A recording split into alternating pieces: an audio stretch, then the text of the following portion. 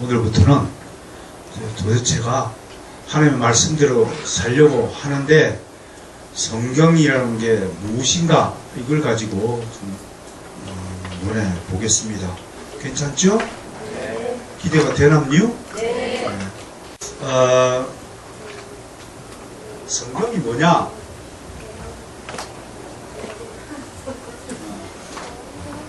그 성경의 구조를 좀 아시면 좋겠어요.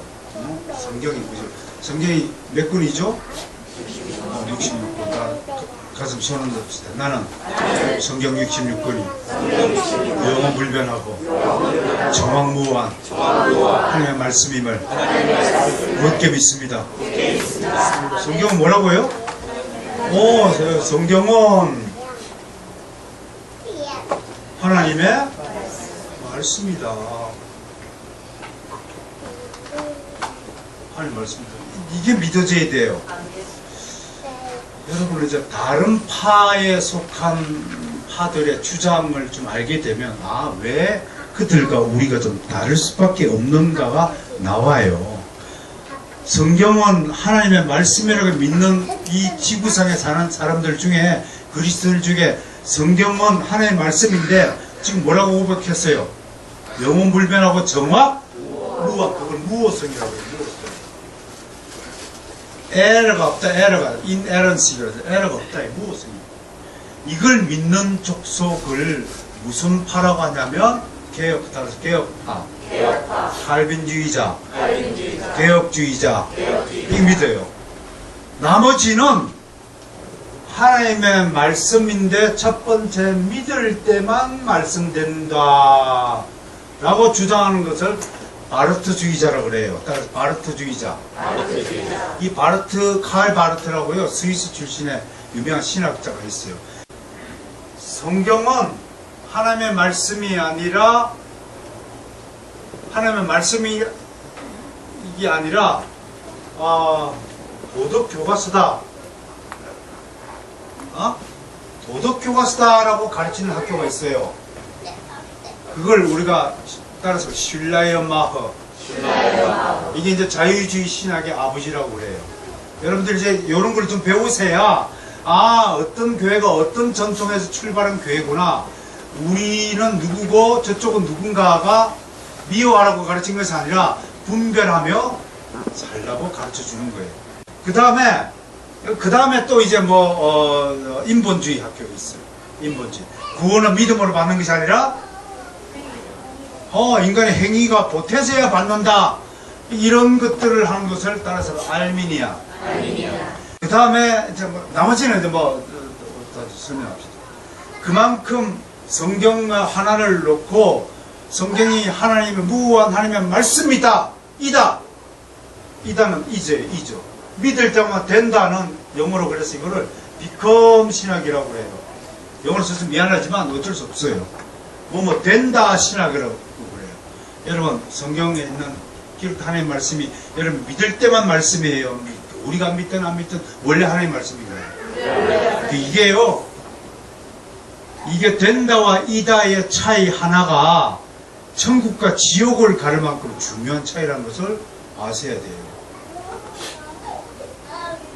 옛날에요, 예수님의 신성 유사 본질이냐 동일 본질이냐는 용어가 호모 우시오스냐 호모 우시오스냐 이오타, 헬라어로 이오타인데 이오타 한자가 들어가고 안 들어가고에 따라서 적분이 되고 우리꾼이 됩니다. 이만큼 진리의 문제는요, 메이친 박사가 이렇게 얘기했어요. 진리에는 반드시 전쟁이 있다. 아시겠어요? 그냥 평상시 보편적인 화해하고 악수할 수 있잖아요. 진리의 문제는 반드시 싸움이 있어야 한다는 거예요. 진리마저 싸우지 않고 평화를 외치는 사람은 성경이 하나님의 말씀이 아니라고 주장하는 사람과도 충분히 평화롭게 안전하게 지낼 수 있다고 생각하는 거짓 평화주의자예요. 그럼 진리를 지키기 위해서 순교하실 겁니까? 너희는 예루살렘과 온 유대와 사마리아와 땅끝까지 이르는 내 증인이 되라. 무슨 증인이에요? 무슨 증인이에요? 진리의 증인. 그 진리가 어디 있어요? 성경에. 성경은 하나님의 말씀이기 때문에 진리예요. 있습니까? 이것을 확고히 하고 성경을 공부하든지 해야지. 아, 성경에는 좀 뭐 본받을 점이 몇 개 있겠군요.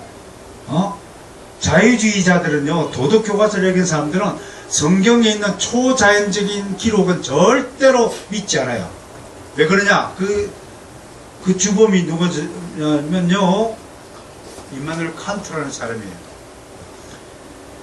칸트는 인간 이성의 바깥에 있는 일들은 그걸 꺼내지 마라. 그거는 자꾸 종교적인 영역이지, 인간 이성으로 우리가 인간이 이해할 수 없는 일들, 예를 들어서 예수님이 바다 위를 걸으셨대요. 예수님이 처녀가 애를 가졌대요. 이게 인간 이성으로 이해할 수 있는 일입니까? 이해해요? 대답들 안 하네? 못해요. 못하잖아요. 네. 그러면 성경 기록에서 빼버려야죠. 쓸데없는 기록이잖아요. 그런 기록도. 예수님 막 보리떡 5병 5개 하고 물고기 2마리 하고 5,000명이 먹였대. 이런 것들을 어떻게 이해해요, 여러분? 여러분 머리로 이해가 됩니까? 여러분, 세상에는요, 세상 지식에는요, 두 가지 지식이 있어요. 하나는 배우고 체험해야 얻는 지식이 있고요. 하나는 믿어야 얻는 지식이 있는 거예요.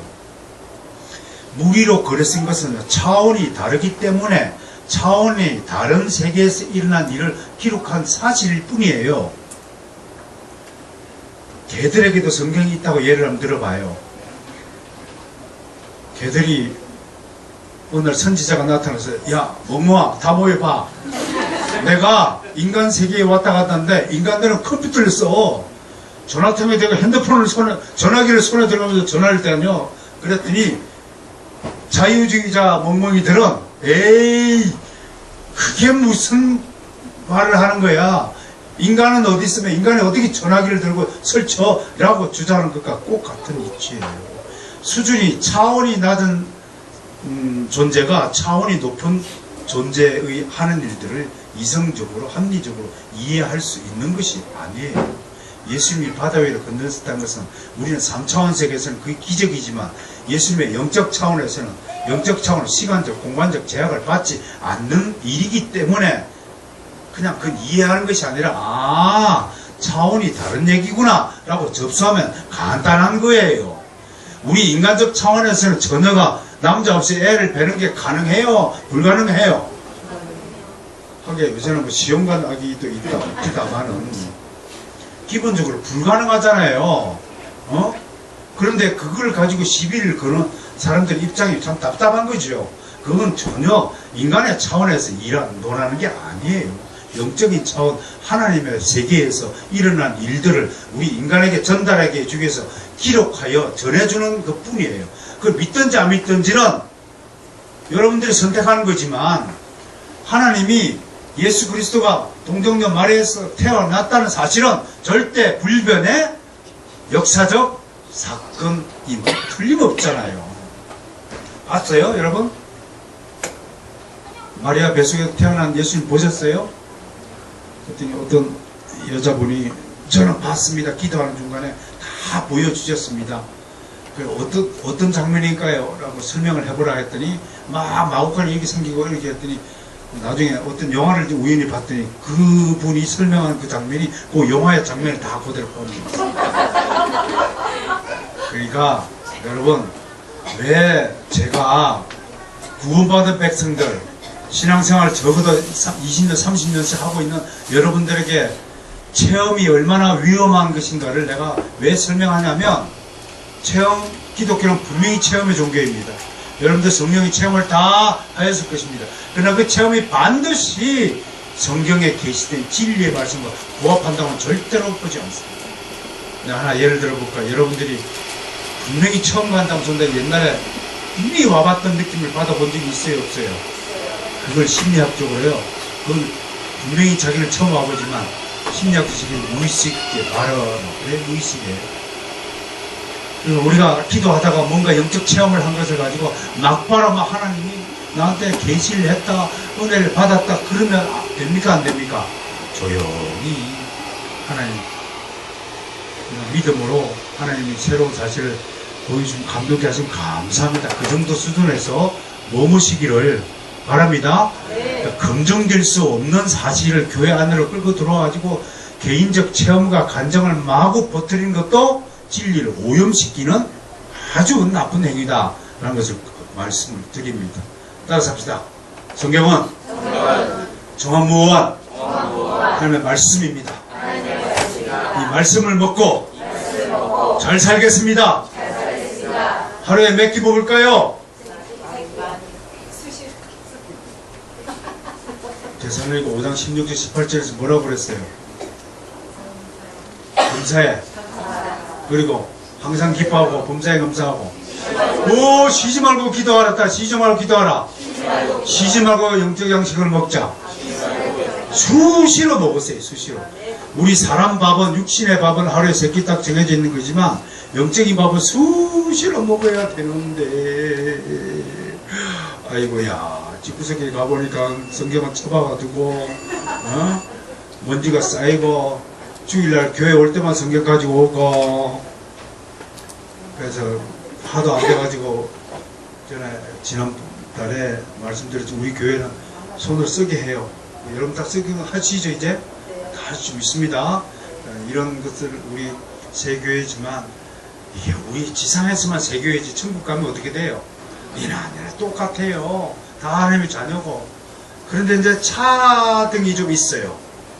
그 이제 하나님 말씀을 얼마나 일때 열심히 배우고 익히고 말씀대로 사느냐 안 사느냐 따라서 어떤 사람에 따르면 천국에 거지가 있다고 합니다.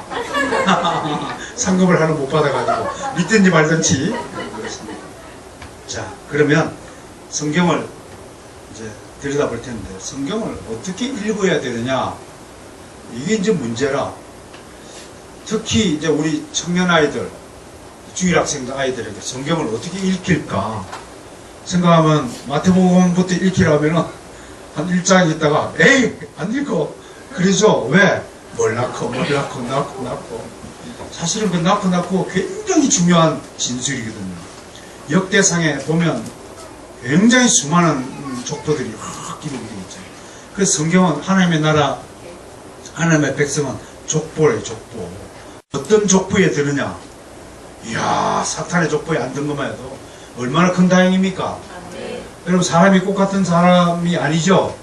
겉으로 보기에는 꽃 같아 보이도, 예?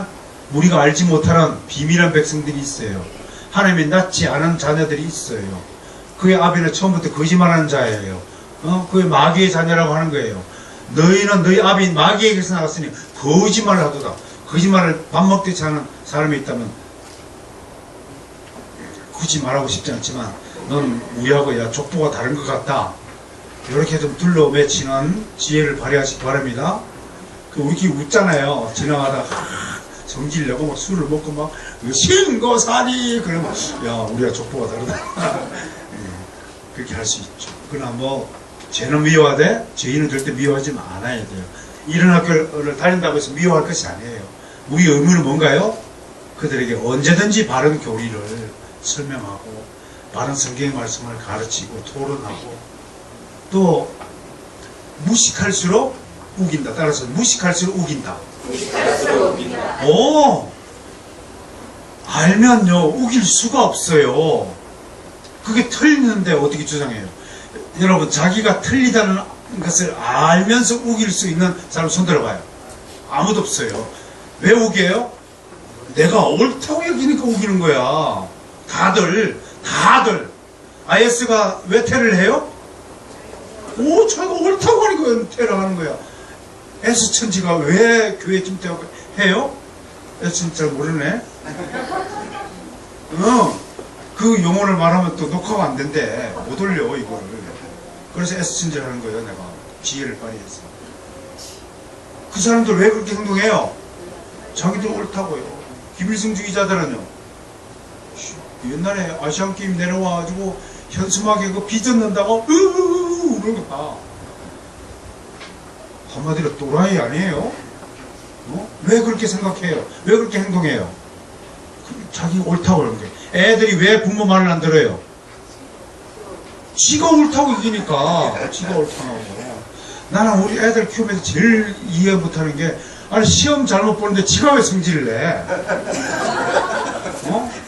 시험도 보면 어머니 아버님 이번에는 시험 성적을 좀 좋게 받지 못해서 정말 죄송합니다. 다음번에는 정말 잘 보겠습니다. 그리해야 정상인데 걸붙지 마! 지 방문을 팍! 그것도 자꾸 밥 안 먹어! 누가 반말을 했나? 어쨌든 성경을 어떻게 읽을 것인가?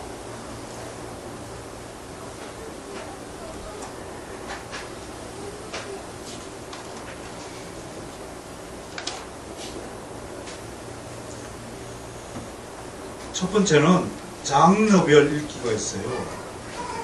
우리 성경은, 성경 66권은 장르별로 배치되어 있어요. 맨 처음에 구약부터 따져볼까요?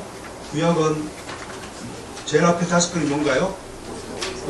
모세 오경이라고 그래요. 왜 모세 오경이라고 그럴까요? 모세가 계시를 받아 쓴 책이다. 그러니까요, 여기서 이제 잠깐 봅시다. 모세가 쓴 책이다 하고 모세가 하나님의 계시를 받아 쓴 책이다 하고는 차이가 있어요. 일반 복음주의권에서는 모세가 썼어요, 그렇게 얘기해. 우리 개혁파 신학을 공부한 사람은 항상 모세는 하나님의 계시를 받아 모세가 썼다. 그럼 구술을 누가 했을까요? 하나님이. 그럼 모세는 뭐 했을까요? 받아 썼는데 그냥 받아 쓴 것이 아니라 모세가 가지고 있는 글재주, 문학적인 양식, 기질, 또 모세가 좋아하는 단어, 이거를 하나도 손상하지 않고 건드리지 않고 하나님이 성령으로 영감을 주셔서 기록하게 하셨다. 그래서 그거를 뭐라고, 영감은 영감인데 영감이 아니고 영감이에요. 영적 감동, 영감이 인스피레이션 그래요. 영감은 영감인데 무슨 영감이냐면 하나님과 모세가 잘 여러 가지 관계를 적절하게 하나님만이 아시는 신묘막측한 방식으로 모세를 감동하여서 기록했다 해서 그거를 유기적 그래요. 이해되세요? 네? 유기적으로 영감했다. 하나님이 오늘 내가 설교를 준비하잖아요. 하나님이 지금 성령께서 나를 일방적으로 너 이렇게 말해 라고 하지 않고 자유로운 상태에서 내가 여러분 앞에 이렇게 이야기를 하는데 내가 마음껏 내 자유대로 말씀하지만 성령께서 또 이렇게 요리하여서 인도하고 지도한다는 뜻이에요. 기독교 만만치 않은 종교인 줄 알겠죠 이제? 예? 그러니까 이 앞에 서서 설교하시는 목사님들이 여러분들이 설교를 안 해봐서 모르겠지만요, 이게 간단한 문제가 결코 아닙니다. 옛날에는 초창기 때 설교서 설교했어요. 무서워서. 지금은 좀 많이 건방져졌죠. 지금부터 설교 시간이 아니고 강의 시간이니까 자유롭게 좀 하는 겁니다만, 아무튼 유기적 영감을 당했다라는 것은 성령께 완전히 사로잡혔다라는 뜻과 같은 거예요. 영적인 감동을 받았다. 여러분 기도할 때 영적 감동을 받아야 안 받아요? 받죠? 어떤 영적인 인스피레이션 느낌이 막 오잖아요. 그건 영적 감동을 받았어. 모세가 썼다. 모세오경 다음에 뭐가 나오나요? 모세오경이 뭐예요? 창출 레미신 시작. 창출 레미신. 모세오경 다음에 뭐가 배치가 되어 있나요? 성경에? 여호수아부터 에스라까지를 역사서라고 해요. 이스라엘 역사를 기록하는 책. 그러니까 다른 말로 이스라엘 역사서. 그 다음에 뭐가 기록되나요? 욥기와 시편과 잠언과 전도서와 아가서를 묶어서 뭐라고 부르래요? 시가서. 요즘에는 잠언과 전도서는 욥기와 잠언, 전도서를 따로 뭐라고 부르냐면 지혜서 그래요. 요즘 학자들은 지혜서라고 부르기 좋아해요.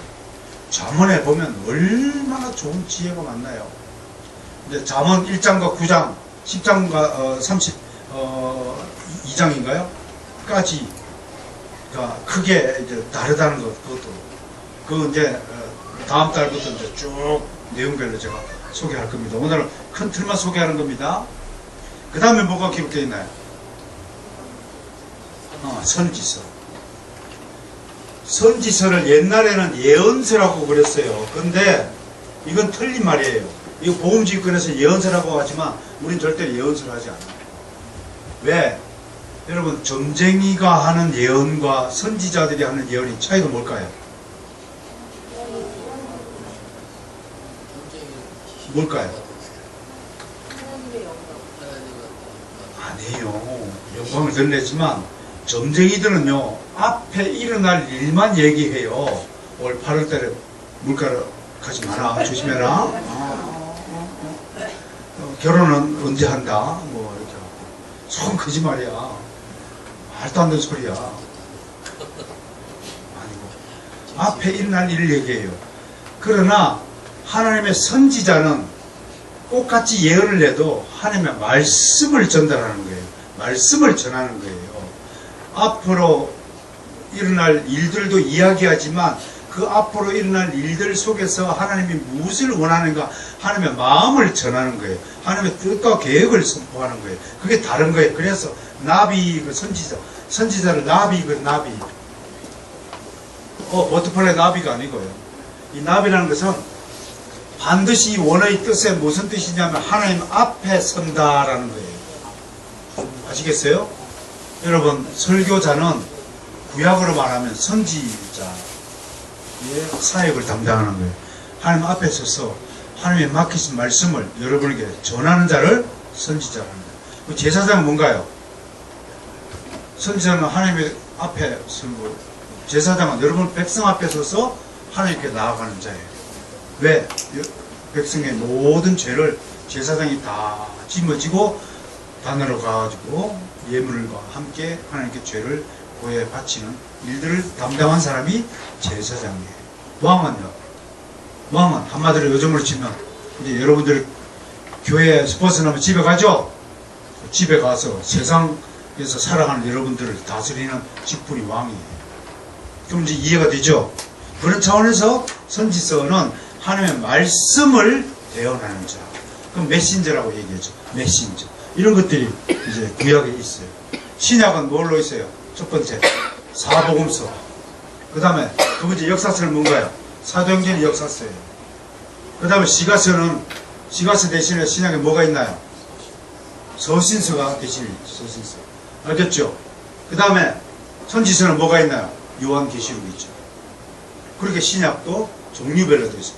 우리가 현재 가지고 있는 이 성경의 구성은 장르별로 성경책이 묶여있다라는 걸 알 수 있습니다. 알 수 있어요? 두 번째,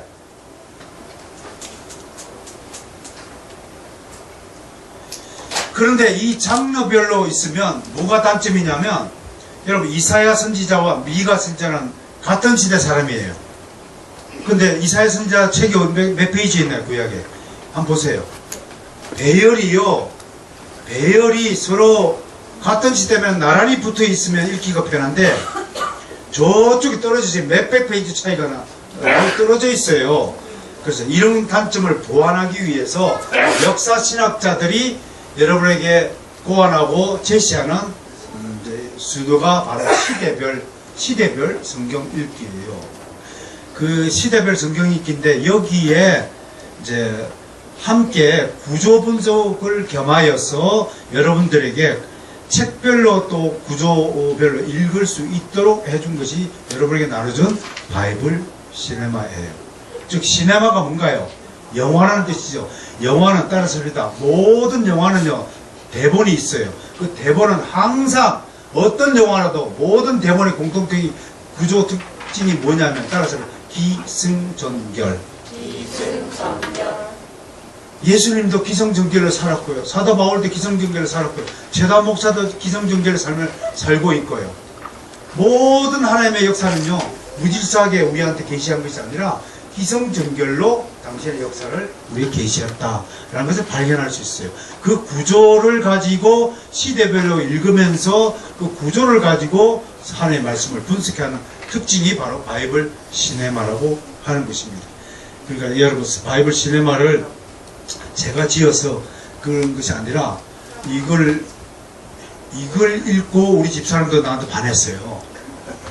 그걸 아셔야 돼요. 안 놀라네? 이제 다음 달부터 역사가 일어나요. 뒤집어져요, 이거요. 하나 소개를 하면. 자, 오늘은 전체적인 개요만 설명합니다. 보세요. 장르별로 읽으시기 바랍니다. 또는 백체인 성경 읽기라고 그래서 뭐 3호 읽기 있죠. 평일 3장, 휴일 5장 읽으라. 근데 우리 교회는 하루에 100절 읽어라. 왜 100절이냐면 몇 장이죠? 1189장에다가 33117절이에요. 그죠? 그러면 하루에 100절 하면 360, 요 정도 읽겠죠? 그죠? 1년 동안 하루에 100절 읽으면, 하루에 100절을 좀 잘라서 읽어보시면 1년에 성경 한 번씩 읽어요. 나오죠? 분량을 얘기하는 거예요. 그리고 좀 남는 시간에는요, 구정 때 못 읽잖아요. 추석 때 못 읽잖아. 또 뭐 오랜만에 가족 여행 갈 때 못 읽잖아. 이거 빼고 311일만 읽으면 성경 한 권을 다 읽는 거야. 도전! 아멘. 아멘 하는 사람 진짜 내년에 볼 거야 내가. 사인해 좀. 연합 집회는 계속 간다! 아멘. 그래. 올해까지만 한다. 손 들어봐. 한 사람도 없어. 나 좀 쉬게 해줘. 참. 아이고 참말로. 출판 쌓기.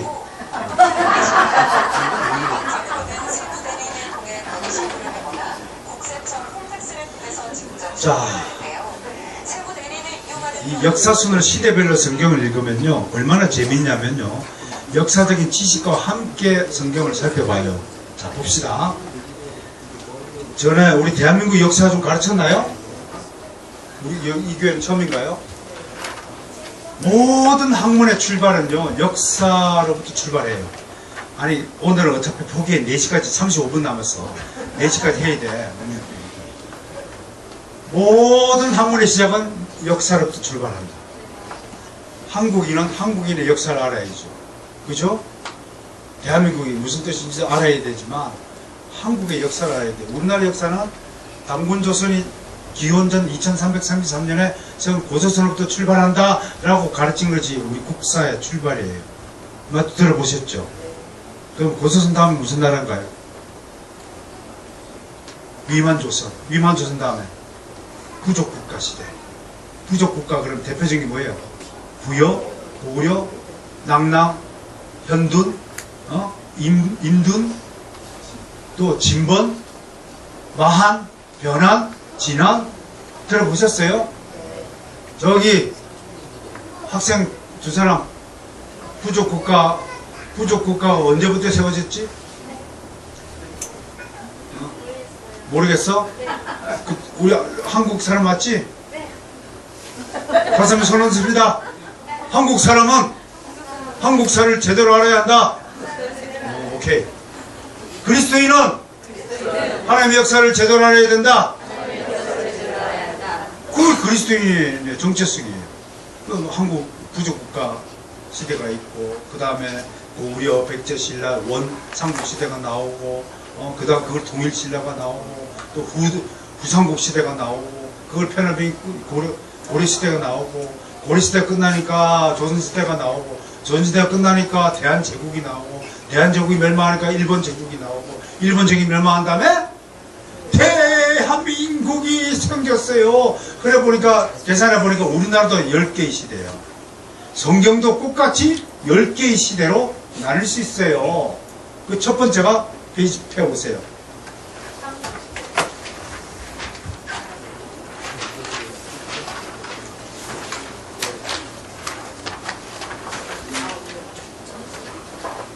구약 봐요. 구약 5페이지 봐요. 5페이지 도표가 있죠.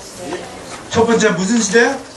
창조시대. 그 다음에 적장시대. 그 다음에 광야시대. 그 다음에 사사시대, 통일왕국, 분열왕국, 포로시대, 귀하시대. 이게 구약 39권이 이렇게 되어 있어요. 요 시대별로 하나님은 책을 주셨어요. 알겠어요? 그럼 성경에 아까 장르별로 되어 있는 성경의 책을 어떻게 재분류해요? 시대적으로 주신 성경으로 분류해서 요 순서대로 성경을 읽으면요, 한눈에 성경이 쫙 보인다는 거예요.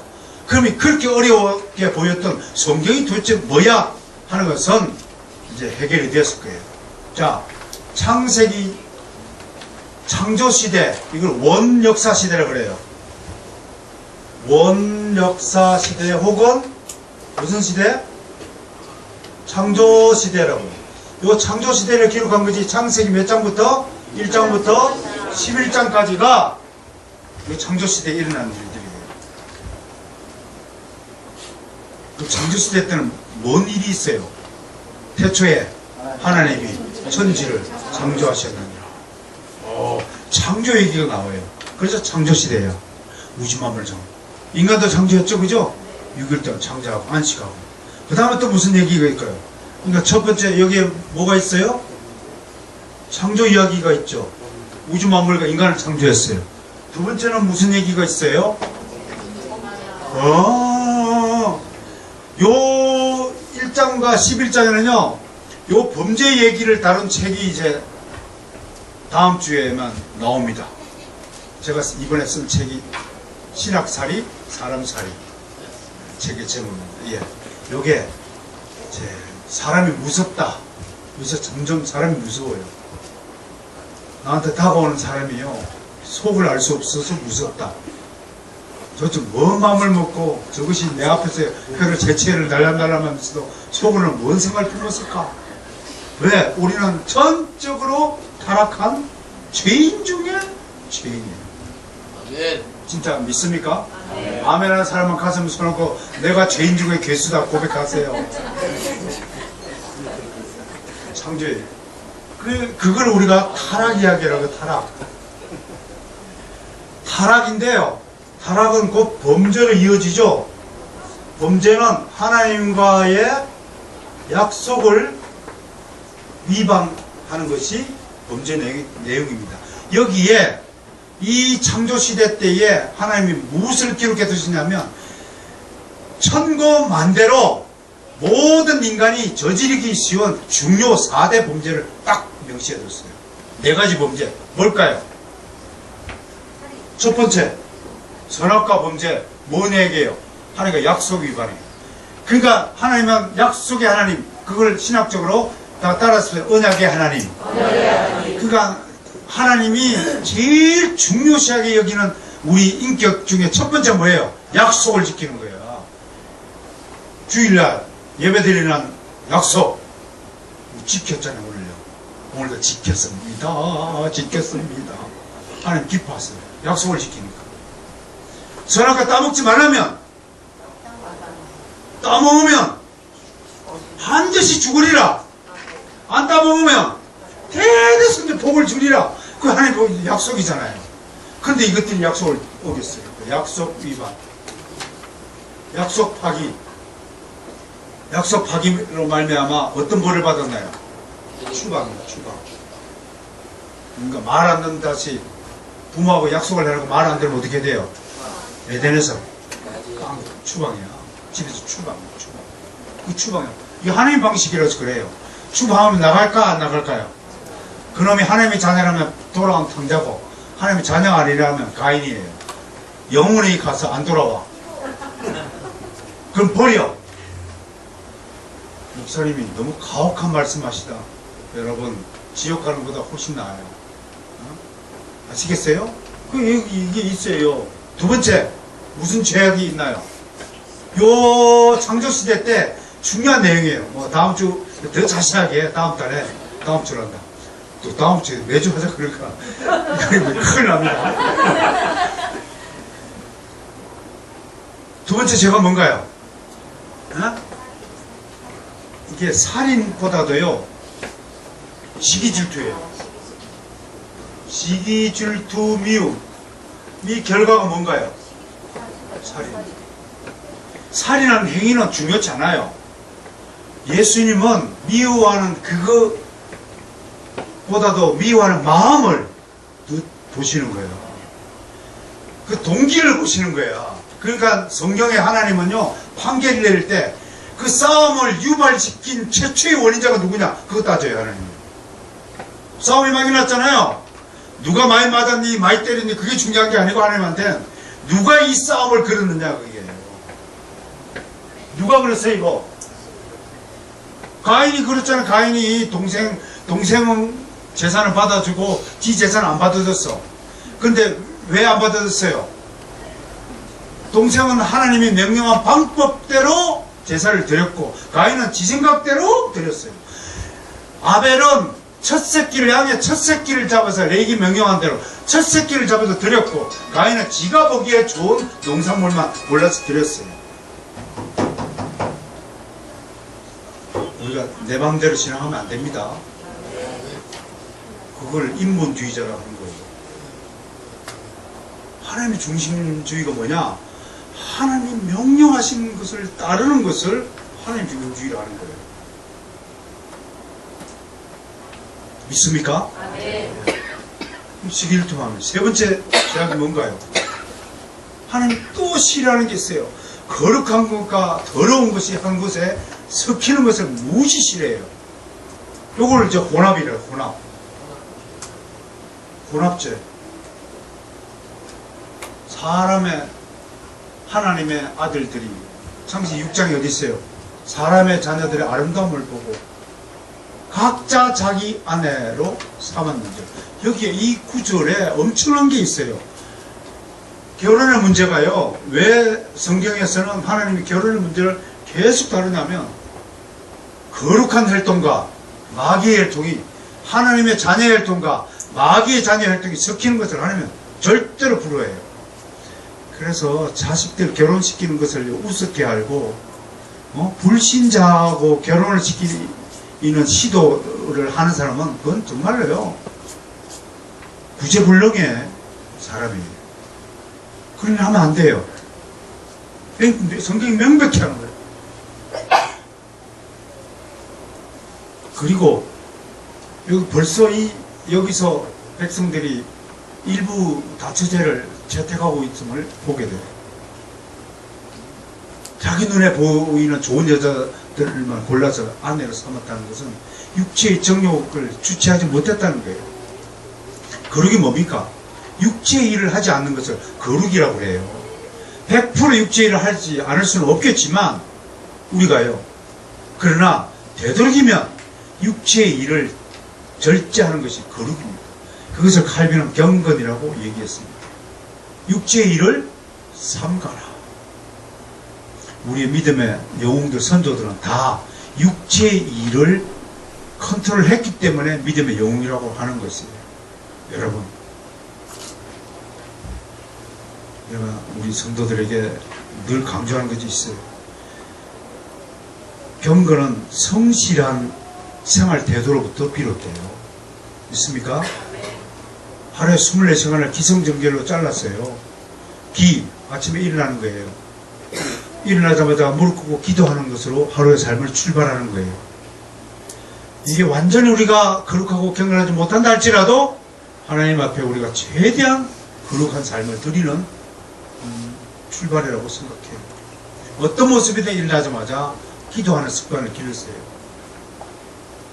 그리고 성은 뭡니까? 출근 준비하는 거예요. 꼼꼼히 하세요. 핸드폰을 챙겼는데 저는 맨날 나가다 다시 돌아와요. 뭐 때문인지는 여러분이 상상해 맡길게요. 하다가 주머니에 보면 뭐가 없어요. 차 키가 없으면 왜 그럴까? 차 키가 어딨나? 다시 올라갑니다. 그럴 나이가 됐나 봐요. 그러니까 승의 부분에서요. 출근할 때 항상 이제는 나이가 드니까 내가 외출할 때 체크해야 될 것이 무엇인가를 벽에 써붙여 놓으세요. 그리고 제발 주부 여러분, 냉장고 안에 자기만 아는 비밀의 공간을 만들지 마시고 남편도 아실 듯 냉장고에 뭐가 들었다는지 좀 바깥에 좀 써주세요. 내가 텔레비전 보니까 어떤 부인은 지극히 남편을 잘 섬기는 부인이 나오는데 그분은 냉장고에다 저장도 연도별로 쫙 분류를 해가지고 뭐가 있는지 압디다. 네. 좋은 냉장고 좋은 냉장고를 사주면 그리 할 줄 믿습니다. 집사님 좋은 냉장고 빨리 사주세요. 네. 도대체 냉장고 문을 열면 뭐가 어디에 있는지 도대체 알 수 없어요. 우리 남성들의 머리 공간은 그게 공간이 저장이 안 되는 거예요. 하나님 그렇게 만드신 걸 어떻게 해요? 그러니까 남편들을 좀 사랑하신다면요, 좀 그렇게 좀 해주시기 바랍니다. 네 번째 제약이 뭔가요? 창세기 11장에 있는 제약입니다. 그걸 바벨탑 사건이라고 그러죠. 우리가 탑을 쌓아서 온 세상에 뭘 내자? 우리 이름을 내자. 하나님 이름을 내는 것이 아니라 우리 이름을 내자. 그것이 이 제약이에요. 그걸 왜요? 교만죄예요. 사탄이가 저 세상에서 이 세상으로 왜 추방되었나요? 내가 하나님과 비길이라. 교만죄. 교만한 사람은 태도로부터 출발한다는 유명한 말이 있어요. 교만한 성도가 다리 꼴짝 끼고 설교를 들어요. 마치 지가 현대 문화주의 합리적인 세속자처럼 이렇게 다리 꼬고 앉아고, 그런 걸 하나님은 참 건방지다 그렇게 얘기해요. 건방지다가 뭔 뜻인지 알아요? 몸이 말라서 방구가 펑펑 낀다 해서 건방지다. 응? 건방진 놈 그렇게 얘기해요. 여러분, 겸손은 말과 행동에서부터 겸손이 묻어나와야 될 줄로 믿습니다. 어른 앞에 가면요, 손을 좀 모으고 있습니다. 저는 원로 목사님 앞에 딱 모읍니다. 진짜로 자연적으로 선배 앞에 손 이렇게 주고, 선배가 일어서면 또 따라 듣겠어요. 요즘은 뭐 그런 게 어딨어요. 뭐 네 방구 내 방구가 어딨나, 막 아무나 끼막 뻥뻥 끼막 방구지 이래가지고 요즘 시대를 그래서 자아 발광 시대라고 그래요. 지 맘대로 사는 거야. 누구도 내 앞을 막으면 안 된다, 뭐 이렇게 하고 있는데, 아무튼 이런 네 가지 중대한 범죄는 지금도 살아서 우리가 저지르고 있는 죄악이다 라는 것을 창조시대 때 말씀을 통해서 하나님이 기록해 두신 거예요. 이렇게 해서 세상은 완전히 망가져 버렸어요. 그러니까 이제 두 번째 시대를 족장시대라고 하는데요, 족장시대라고 해요. 요거는 창세기 12장부터 5장까지 있는 거예요. 자, 완전히 망가졌으니까 하나님이 하늘에서 슬픈 마음으로, 그래도 이 중에서 이 온갖 타락한 사람 중에서 내 마음에 드는 사람이 있을까 하고 내려다보니 갈대 우르의 아브라함이라는 사람이 눈에 띄었어요. 그래서 아브라함을 탁 지명하여 불렀어요. 너는 본토 친척 아비 집을 떠나 내가 지시할 보여줄 땅으로 가라. 그게 창세기 12장 출발이에요. 그래서 이걸 족장, 네 사람의 족장 이야기, 아브라함, 이삭, 야곱, 요셉, 이 네 명의 족장 이야기가 있는 것이 창세기 12장 5장입니다. 읽었죠? 근데 요 시대를 위해서 한 가지 더 책이 준비가 되어 있어요. 요 시대와 함께 읽어야 될 책이 욥기예요.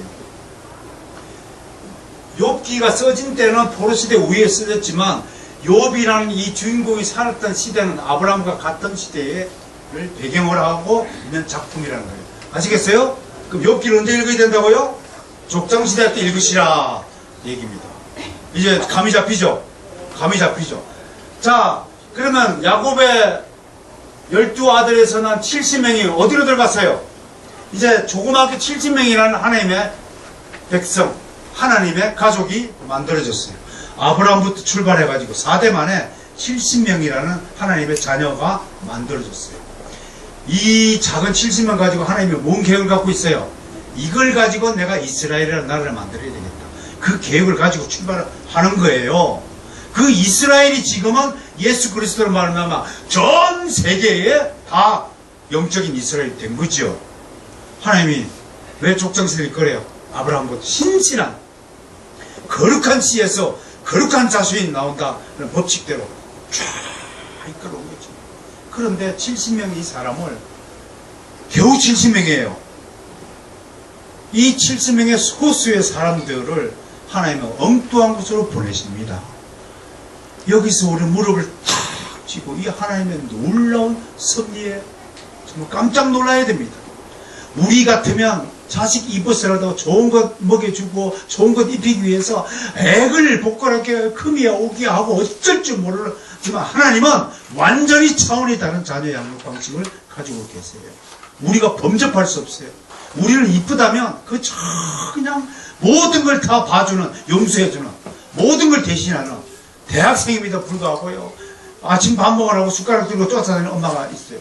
이건 수준이 낮아도요, 도대체가 그런 엄마 밑에 큰 아들이 무슨 역할을 할 수 있겠어요? 사회적으로 생각을 해봤어요. 이쁜 것하고요 올바른 것은 다른 차원인 것입니다. 여러분, 자식 잘못 키운 사람은 청구하면 상고 한 번도 없이 해야 돼요. 아무튼 명심들 해요. 왜? 다른 것은요 용서할 수 있어도 자식을 잘못 키워놓으면 이 자식이요 살인자가 됩니다. 범죄자가 됩니다. 미꾸라지 한 마리 때문에 온 물동이가 어지럽혀지는 거예요. 가인 한 사람 때문에 핏빛으로 그 땅이 물들었어요. 그만큼 자녀 교육은 특별한 것입니다. 그래서 하나님은 자기 자녀를 혹독하게 훈련시킵니다.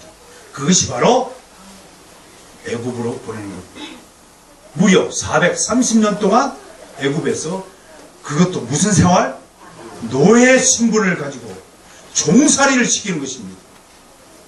얼마나 인간이 말 안 듣는 존재고 얼마나 혹독한 존재이면 하나님은요 자기 아들들을 노예의 종살이를 시켰어요. 몇 년? 430년. 그래서 언제 출애굽해요? 430년 BC 1400? 예. 우리가 연도별로 세상 연도를 이때부터 이제 정확하게 연도를 쓰기 시작합니다. 왜? 애굽의 문서에 보면 이 해에 유대민족이 출애굽했다고 기록되어 있기 때문에 이때로부터 역순으로 계산하는 거예요. 430년을 하면 언제 입국했어요? 언제 애굽에 들어왔어요? 1876년에 들어왔어요. 야곱이 몇 살 때 살았어요? 147세. 147년 동안 살았어요. 또 플러스 하면은, 2013년, 주전 2013년에 이삭이 야곱을 낳았어요. 이삭이 몇 살 때 야곱 낳았어요? 60세 때 낳았어요. 아브라함은 몇 살 때 이삭을 낳았어요? 99세 때 낳았잖아요. 그 99 더하기 60 하면 156을 또 더하면 아브라함이 몇 년 때 사람이 나오죠? 약 주전 2100년 사람의 계산이 나오는 거예요.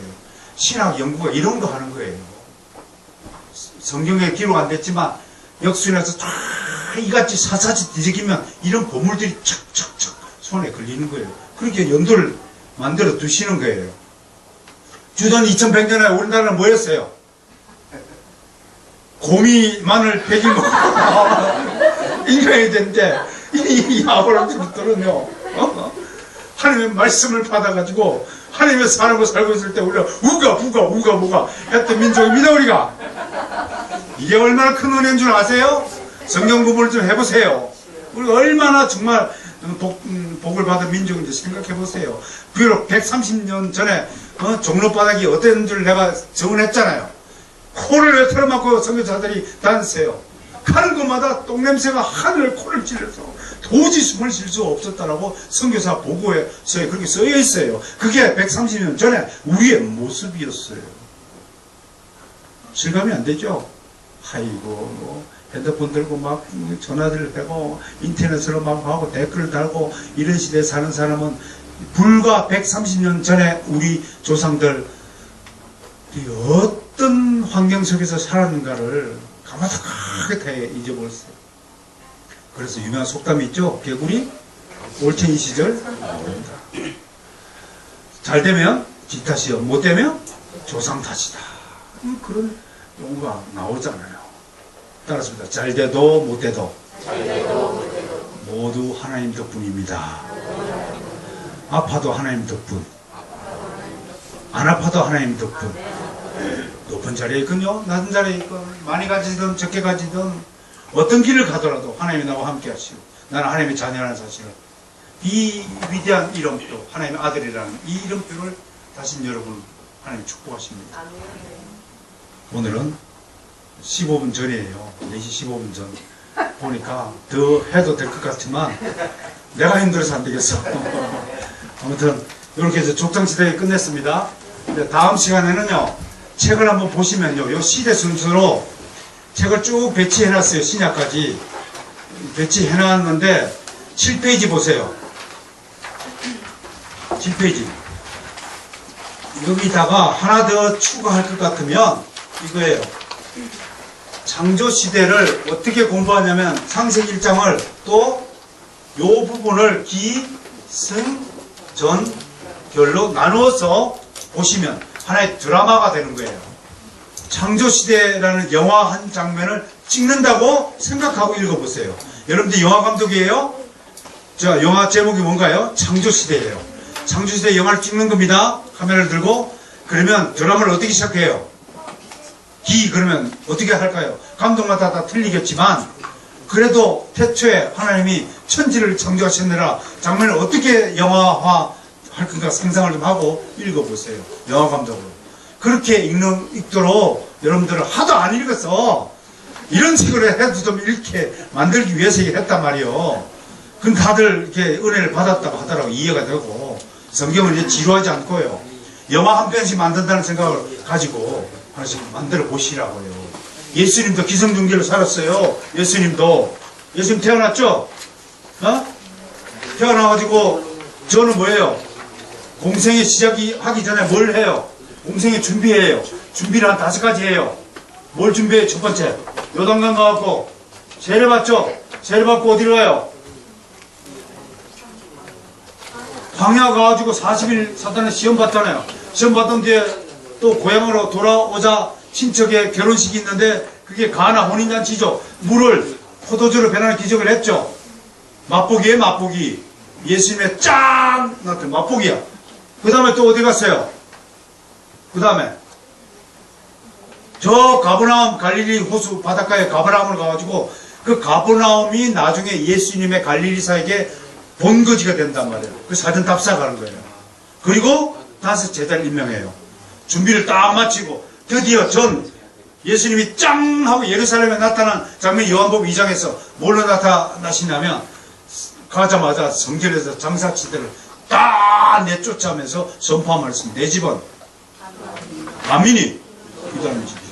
장사치들을 다 불에 쫓아버려서 짜잔 하고 공개적으로 예수님이 나타나셨단 말이에요. 그리고 어디로 왔다 갔다 해요? 갈릴리하고 예루살렘으로 왔다 갔다. 4번을 왔다 갔다 해요. 4번을. 그리고 마지막 방문 때에 십자가 처형을 당하신 것이 예수님의 기성중결 삶이란 말이에요. 자, 그렇다면 여러분들의 인생은 어떻습니까? 여러분들 각자마다 인생의 기성중결을 한번 분석해 보세요. 나는 어느 집안에서 뭘로 태어났는데 이놈의 영감탱이를 잘못 만나가지고 신세를 줬는지 안 줬는지 모르겠지만 아무튼 기성연결해서 지금 현재 여러분들에게 맡겨진 일이 무엇인가 그걸 좀 하시면서 또 이런 정신들을 자식들에게 그대로 전수하면요 우리 자식들이 절대로 다른 곳으로 뻗나갈 수가 없지요. 있습니까? 예, 오늘 여기까지 하겠습니다.